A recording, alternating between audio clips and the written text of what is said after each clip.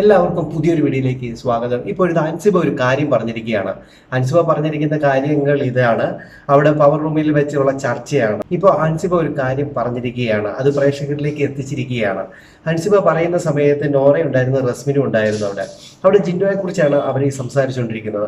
ജിൻഡോയുടെ പല കാര്യങ്ങളും പ്രേക്ഷകരിലേക്ക് എത്തുന്നുണ്ട്, അത് പലരെയും ചിരിപ്പിക്കുന്നുണ്ട് എന്നൊക്കെയാണ് അൻസിബ പറയുന്നത്. അത് ഇഷ്ടപ്പെടുന്ന കുറെ പ്രേക്ഷകരുണ്ട് എന്നും അതുകൊണ്ടാണ് അദ്ദേഹം ഇവിടെ നിലനിന്ന് പോകുന്നതെന്ന് പറയുന്നുണ്ട്. എനിക്ക് പേഴ്സണലി എനിക്കതൊന്നും ഇഷ്ടപ്പെടുന്നില്ല എങ്കിലും പലപ്പോഴും ഞാൻ ചിരിക്കാറുണ്ട് എന്നും അൻസിബ പറയുന്നുണ്ട്.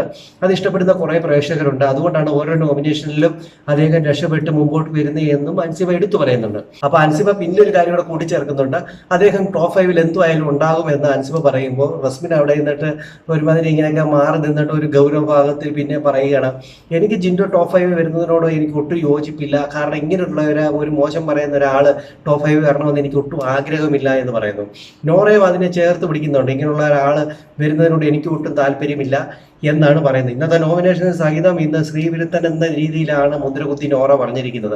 പക്ഷെ അൻസിബ പറഞ്ഞ കാര്യം എന്ന് പറഞ്ഞാൽ ഇദ്ദേഹത്തിന് പ്രേക്ഷക പിന്തുണ കിട്ടും. കാരണം ഇങ്ങനെ ഇദ്ദേഹത്തിന്റെ കോമഡികളായിക്കോട്ടെ, കണ്ടന്റുകളായിട്ട് ജനങ്ങൾക്ക് ഇഷ്ടപ്പെടുന്നുണ്ട്.